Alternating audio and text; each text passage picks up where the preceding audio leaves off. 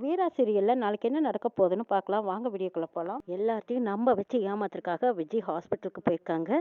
அப்போ கார்த்தியும் வர சொல்லிட்டு போறாங்க. எங்க இவன் இன்னும் காணுமே, வருவானா மாட்டானா அப்படின்னு விஜய் எதிர்பார்த்துட்டு இருக்காங்க. கரெக்டாக கார்த்தியும் வந்துடுறாங்க. நினைச்சேனே வராம இருப்பானா, வந்துட்டான் பாரு அப்படின்னு நினைச்சிட்டு விஜய் கார்த்தியை பார்க்குறாங்க. கார்த்தி வேண்டாம் வெறுப்பாச்சே, இவளை பார்க்கவே பிடிக்கல, இவ வேற இப்படி ஒரு பொய்ய சொல்லி நம்மளை என்னமா பாடுபடுத்துறான் அப்படின்னு நினைச்சிட்டு இருக்காங்க. கார்த்தி, வாங்க மச்சான், உங்களுக்காகத்தான் நான் இவ்வளோ நேரமாக வெயிட் பண்ணிட்டு இருந்தேன். டாக்டர் அப்போவே என்னை வர சொன்னாங்க, வாங்க போய் செக்அப் பண்ணிட்டு வந்துடலாம் அப்படின்னு விஜி போகவும் நீயே போயிட்டு வாங்குறாங்க. ஐயோ என்ன மச்சான், நான் போனால் தான் நீங்கள் போய் சொல்கிறதா நினைப்பீங்க, நீங்களும் கூட வந்தால் தானே நல்லாயிருக்கும். நம்ம குழந்தை எப்படி இருக்குது, எப்படி வளர்ச்சியில் இருக்குங்கிறத நீங்களும் தெரிஞ்சுக்கணும், வாங்க மச்சான் அப்படின்னு சொல்லிட்டு கார்த்தியை கூட்டிகிட்டு போகிறாங்க. டாக்டர் ரூமுக்கு கார்த்தியும் விஜயும் போகிறாங்க. இவங்க ரெண்டு பேர்த்தையும் பார்த்ததும் டாக்டர், வாங்க விஜய் செக்கப்புக்கு வந்திருக்கீங்களா, சரி இருங்க நர்ஸை வர சொல்கிறேன்னு சொல்லி நர்ஸை கூப்பிட்டு இவங்கள செக்அப் பண்ணிட்டு வாங்க அப்படின்னு சொல்லி அனுப்பி வைக்கிறாங்க. விஜய் விடுவேனான்னு கார்த்தியும் கையோட கூட்டிகிட்டு போகிறாங்க. ஐயோ வாங்க மச்சான், செக்கப்பில் நம்ம குழந்தை எந்த அளவுக்கு வளர்ச்சியாக இருக்குன்னு நீங்களும் தெரிஞ்சுக்கணும்ல, வாங்க வாங்க அப்படின்னு கையோட கூட்டிகிட்டு போகிறாங்க.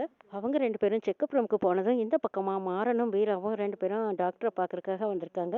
டாக்டர் கேட்டதும் ஆமாம் விஜய் கர்ப்பமாக தான் இருக்கான்னு சொல்கிறாங்க. டாக்டர் நீங்கள் பொய்ய சொல்கிறீங்கன்னு எங்களுக்கு நல்லாவே தெரியுது, உண்மையை சொல்லுங்கள், உண்மையிலுமே விஜய் கர்ப்பமாக தான் இருக்காளா அப்படின்னு கேட்கவும் டாக்டர் ஏதோ சொல்ல வராங்க. அப்போ கரெக்டாக விஜய் செக்கப் முடிஞ்சு உள்ளே வராங்க. என்ன டாக்டர் கிட்ட விசாரிச்சுக்கிட்டு இருக்கீங்களா, டாக்டர் சொல்லுங்க சொல்லுங்க எல்லாம் சொல்லுங்க. என்ன டாக்டர் அப்படி பார்க்குறீங்க, அந்த குடும்பத்துக்கு நான் தான் மொதல் வாரிசு பெற்று கொடுக்க போகிறேன், அந்த வாரிசு எப்படி வளருதுன்னு நீங்கள் சொல்லுங்கள் டாக்டர், உங்கள் வாயால் சொன்னா தானே அவங்களும் நம்புவாங்கன்னு சொல்லி எப்படியோ பேசி மழுப்பிடுறாங்க விஜய். இதுக்கப்புறம் டாக்டர் எதுவும் பேச முடியாமல் அமைதியாக நிற்கிறாங்க. இல்லை டாக்டர் இவ ஏதோ மிரட்டி வச்சிருக்கா, அதனால தான் டாக்டர் இப்படி பிதுக்கு பிதுக்குன்னு முழிச்சிட்டு இருக்காங்க. வீரா என்னமோ நடந்திருக்கு, அதனால தான் டாக்டர் இப்படி ஒரு பொய்ய சொல்லிட்டு இப்போ பேச முடியாமல் நிற்கிறாங்க. வீரா மாறன் புரியாமல் நின்றுட்டு இருக்காங்க. அப்போ விஜய் வந்து, என்ன மச்சான் உங்கள் வீட்டு வாரிசை பற்றி டாக்டர் கிட்ட விசாரிக்கலான்னு வந்தீங்களா, ரொம்பவே சேட்டை பண்ணிட்டு இருக்கான் அப்படின்னு சொல்லிட்டு இருக்காங்க. சரி இதுக்கப்புறமா இங்கே பேச முடியாது, பா நம்ம வீட்டுக்கு போகலாம் அப்படின்னு வீரமாறன் அங்கேருந்து கிளம்புறாங்க.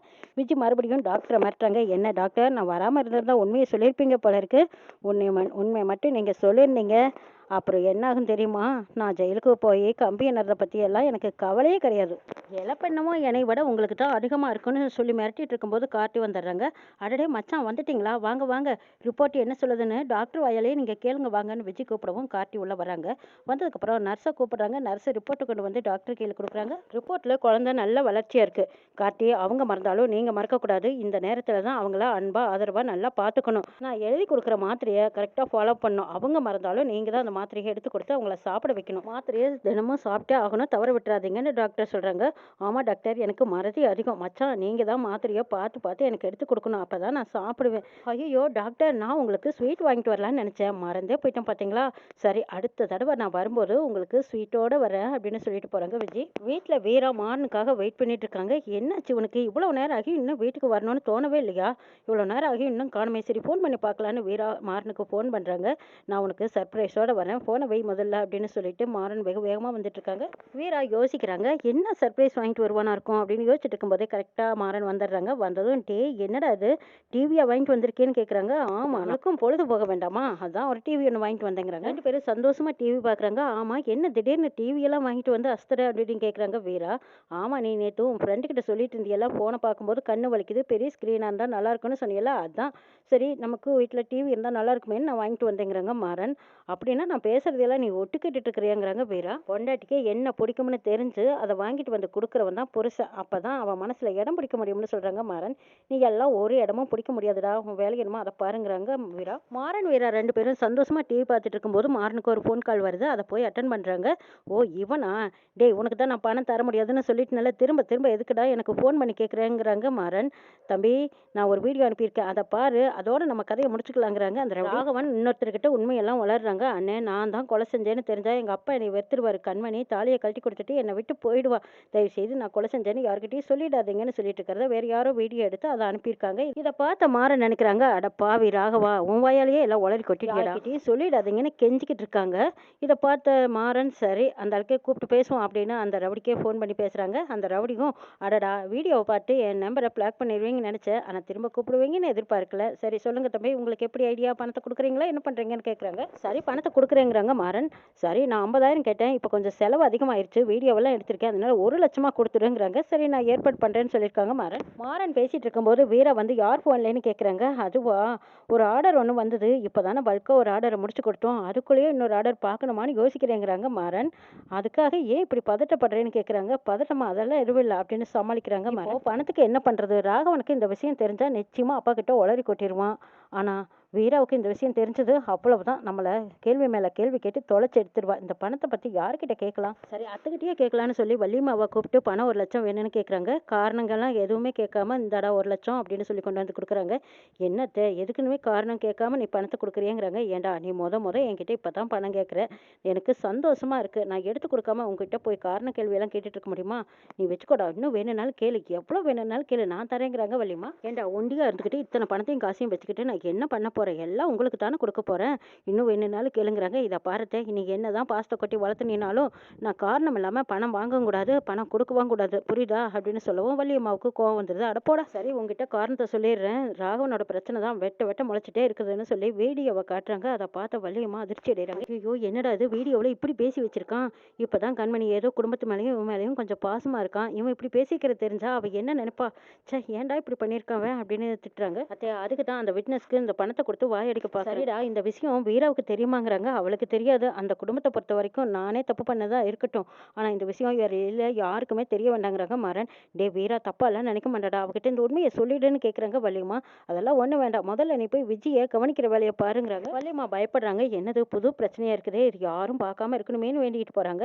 இங்க பார்த்தா கண்மணி, வீரா, பிருந்தா இவங்க 3 பேரும் டிவி பார்த்து சந்தோஷமா உட்காந்து ஜாலியா டிவி பார்க்குறாங்க. ராகவன், கார்த்தி 2 பேரும் அங்க ரூமுக்கு வராங்க. கண்மணி பார்த்துட்டு சொல்றாங்க, இங்க பாத்தீங்களா நம்ம ரூம்லயே ஒரு டிவி இருந்தா எவ்வளவு நல்லா இருக்கும், ஜாலியா இருக்குமில்லங்கிறாங்க. அப்போ பிருந்தா மட்டும் உம்முன்னு இருக்காங்க. கார்த்தி பார்த்துட்டு, என்ன பிருந்தா கொஞ்சமாச்சும் சரி, ஏன் இப்படி சோகமா இருக்கேன்னு கேட்குறாங்க. கார்த்தி, நீ சும்மா சும்மா பிருந்தாவை ஏதாவது சொல்லிக்கிட்டே இருக்காத, இந்த பிரச்சனையெல்லாம் முடிஞ்சு விஜய் வீட்டை விட்டு வெளியே போக வரைக்கும் பிருந்தா அப்படித்தான் இருப்பா, நீ அவளை எதுவும் சொல்லாதடாங்கிறாங்க ராகவன். வீரா இவங்க எல்லாத்தையும் பார்த்துட்டு, ஆமா நீங்க எல்லாரும் வந்திருக்கீங்க, வள்ளியம்மாவை காணுமே, சரி இருங்க நான் போய் கூட்டிட்டு வரேன்னு சொல்லிட்டு வீரா வெளியில வந்து பாக்குறாங்க. வள்ளியம்மா சோகமா நின்றுட்டு இருக்காங்க. அதை பார்த்த வீரா வந்ததும், என்ன வள்ளியம்மா உங்க மருமகன் எனக்கு டிவி வாங்கி கொடுத்துருக்காரு, நீங்க வந்து பார்க்கலாம் வாங்கன்னு வற்புறுத்தி கூட்டிட்டு போறாங்க. வள்ளியம்மா உள்ள வந்ததுமே டிவியை பார்த்து நல்லா இருக்குன்னு சொல்லிட்டு அங்கிருந்து போறாங்க. இதை பார்த்த வீராவுக்கு, என்னாச்சு வள்ளியம்மாவுக்கு, வீட்டுல ஏதாவது சண்டையா அப்படின்னு கண்மணிகிட்ட கேட்குறாங்க. அப்படியெல்லாம் எதுவும் இல்லையா, அவங்க சந்தோஷமா தானே இருந்தாங்கன்னு சொல்லிட்டு இருக்கிறாங்க.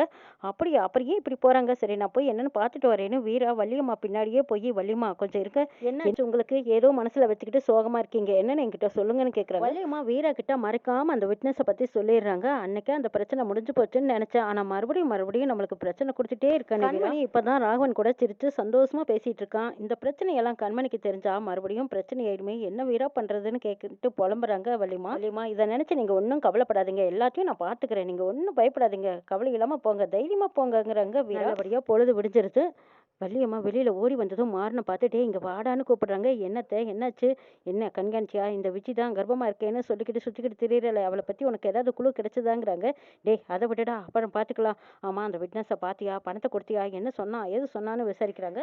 ஐயோ அத்தை, அதை விட முதல்ல நீ தானே உள்ள இருக்க, அந்த விஜயை பத்தி நீ கண்டுபிடிக்கணும்ல, அதுவும் தவிர அவளுக்கு ரொம்ப பிடிச்ச சித்தி நீ தான், அவளை எப்பவும் நீ தானே கவனிக்க வேண்டியதானுங்கிறாங்க. டேய் சும்மா இருங்கிறாங்க வள்ளியம்மா. இதை பாருத்த, 2 பேர்த்தோட வாழ்க்கையும் இதுல சிக்கியிருக்கு, இந்த பிரச்சனை அப்படியே வளர்ந்துகிட்டே போனா ஒண்ணு கார்த்தி செத்துடுவான், இல்லைன்னா பிருந்தா செத்துடுவாங்கிறாங்க. ஐயோ டே என்னடா இப்படி எல்லாம் பெரிய வார்த்தை பேசுறீங்கிறாங்க வள்ளியம்மா.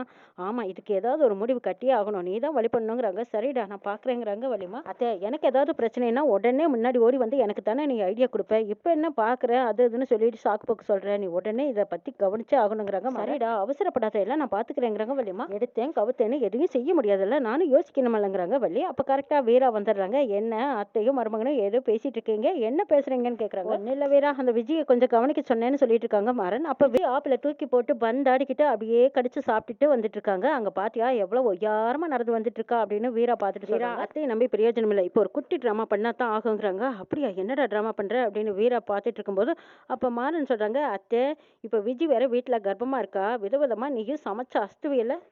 ஆமாண்டா மாறா, அவ என்னதான் நம்ம கிட்ட பொய் சொல்லிட்டாலும், நம்ம கோவமா இருந்தாலும் அதுக்காக அவ வயித்துல வளர்ற குழந்தை நம்ம வீட்டு வாரிசு இல்லைன்னு ஆயிடுமே என்ன, அதுக்காக தாண்டா அவளுக்கு விதவிதமா வேணுங்கிறத நான் சமைச்சு கொடுத்துட்டு இருக்கேங்கிறாங்க. குழந்தைய பெத்தெடுக்கிற வரைக்கும் நம்ம தான் கவனிச்சுக்கணும், அவளுக்கு பிடிச்ச மாதிரி வாய்க்கு ருசியா ஆக்கி போட வேண்டியது என்னோட கடமைடா. ஏவல்யமா எனக்கு ஒரு சந்தேகம், கர்ப்பமா இருக்கும்போது உடம்பெல்லாம் வித்தியாசமா மாறும்னு சொல்லுவாங்களே அப்படியான்னு கேக்குறாங்க வீரா.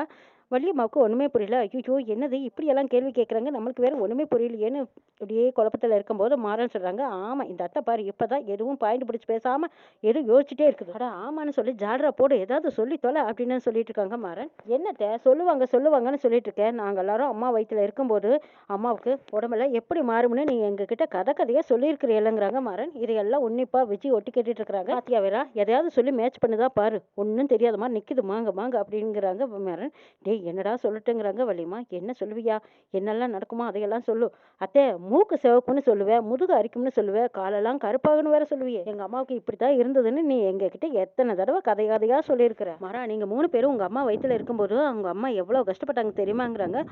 ஆமா வீரா, எங்க அம்மா எங்க 3 பேர்த்தையும் வயித்துல வச்சிருக்கும்போது அவ்வளவு கஷ்டப்பட்டுதான். பாவம் எங்க அண்ணிக்கு எப்பவும் மூக்கு சிவந்தே இருக்கும் அப்படின்னு வள்ளியம்மா, மாறன், வீரா இவங்க 3 பேரும் பேசிட்டு இருக்கிறத விஜய் ஒட்டு கேட்டுட்டு உடனே அவங்க அம்மா கிட்ட போய் கேட்குறாங்க. ஏம்மா மாசமா இருக்கும்போது இப்படியெல்லாம் மாற்றம் இருக்குமான்னு கேட்குறாங்க. ஏண்டி இதெல்லாம் ஒரு கேள்வியா? தூங்கிட்டு இருக்கும்போது இப்படி வந்து என்னை தொந்தரவு கொடுக்குறியேங்கிறாங்க. அடி பாவி நானே எவ்வளோ சிக்கலில் சிக்கிட்டு தவிச்சிட்டு இருக்கேன். உனக்கு தூக்கம் வேற தூக்கமா?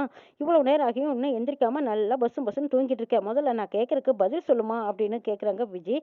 ஏய் என்னடி பதில் சொல்லணும்? உனக்கு என்ன பதில் வேணும்? ஒழுங்கா போய் நல்லா சாப்பிட்டு ரெஸ்ட் எடுப்போ, அதான் உனக்கு பதிலுங்கிறாங்க. அம்மா உண்மையை சொல்லு, அத்தை மாசமா இருக்கும்போது மூக்கு சிவந்துதாமே அப்படியா அப்படின்னு கேட்குறாங்க. ஆமாடி உங்க அத்தை சிவப்பா தான் இருப்பாங்கன்னு சொல்லி சமாளிக்கிறாங்க விஜயோட அம்மா. முதுகெல்லாம் கூட அரிக்கும்னு சொல்லுவாங்களே அப்படியான்னு கேட்குறாங்க. அடி ஆமாடி அந்த பக்கம் இந்த பக்கம் பெரலும் போது முதுகு அரிக்கத்தான் செய்யும் அப்படின்னு அதுக்கு ஒரு பதில் சொல்லி முடிக்கிறாங்க. காலெல்லாம் கருப்பா இருக்குமா அப்படின்னு கேட்கவும், அதெல்லாம் எனக்கு தெரியாது, பேசாம தூங்குறதுக்கு விடுறியா இல்லையா அப்படின்னு சொல்லி அதட்டிட்டு தூங்குறாங்க. இந்த பக்கம் விஜய் ஆஹா அப்படின்னா மாசமா இருக்கும்போது இந்த மாதிரி ஒரு சிம்டம்லாம் தெரியும் போல இருக்கு. சரி நம்ம அதுக்கு ஏதாவது வழி பண்ணிக்கலாம் அப்படின்னு சொல்லிட்டு போய் லிப்ஸ்டிக் எடுத்து மூக்கில் பூசிக்கிறாங்க. அடுத்தது அந்த கை வச்சுட்டே முதுக அரிப்பை சொரிஞ்சிட்டு இருக்காங்க. காலில் வேற கருப்பு கருப்பா எதையோ தொடவிக்கிட்டு வந்துட்டாங்க. இந்த பக்கம் எல்லாம் ஆடிக்கிட்டு இருக்காங்க. யாராவது நம்மளை பார்ப்பாங்களா? பார்த்தாங்கன்னா தானே நம்ம கர்ப்பமா இருக்கிறது உண்மையாகும் அப்படின்னு சொல்லிட்டு அவங்க பாட்டுக்கு ஜாலியாக ஊஞ்சல் ஆடிட்டு இருக்காங்க.